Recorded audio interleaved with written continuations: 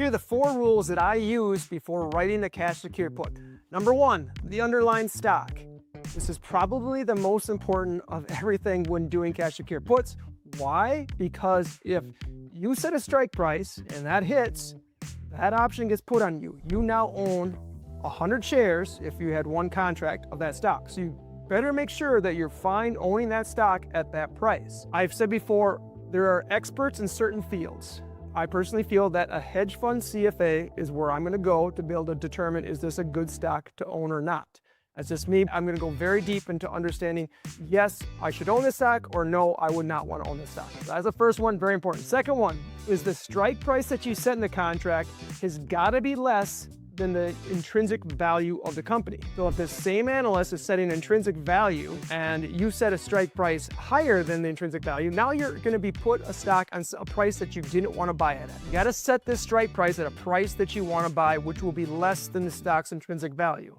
Number 3, if you have one contract's 100 shares. So if you multiply 100 shares times the strike price, that dollar amount has got to be less than what you have set as a max of this stock in your portfolio. And I should say maybe not you, but the asset allocator. And then the 4th is the term of the contract to reduce risk should be less than 120 days. Obviously, all this is easier to see an example. Let's run a quick example. Let's just say we want to have Meta at a strike price of 560. We maybe dealt that Meta's intrinsic value is 560 or less, and maybe Meta's trading at 620, 630, somewhere around there. But we know we would be fine owning it at 560. Now, how does this work? Let's talk about that max percentage first. So if we multiply 100 times 160, which is a strike price, and if it hits, then we would own $56,000 of Meta. How do you determine then, can I own Meta as a contract in my portfolio or not? What you do is, if the max, meaning that I will not hold more than 6% of my portfolio in Meta, all you take is 56 divided by 0.06. If your portfolio is $933,000 or more, you can own Meta one contract in your portfolio. So let's just say if you had a $2 million portfolio, you could have as much as 2 contracts, as long as if the stock gets put on you, it doesn't go over that 6%. Now, there's 3 big reasons why.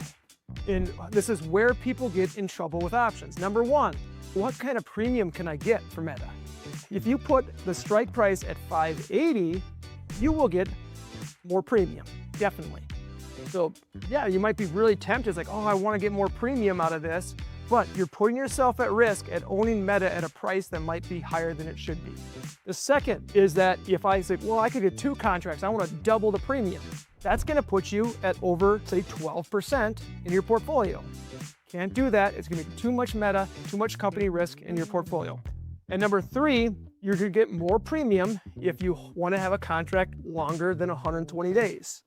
A lot can happen with Meta if you go, say, a year contract. These are just 3 rules that I follow because I want to reduce the risk when doing options contracts. I don't want to be greedy with my premium. I just want to get the premium that I would have anyways just by buying the stock at the price I wanted to have it.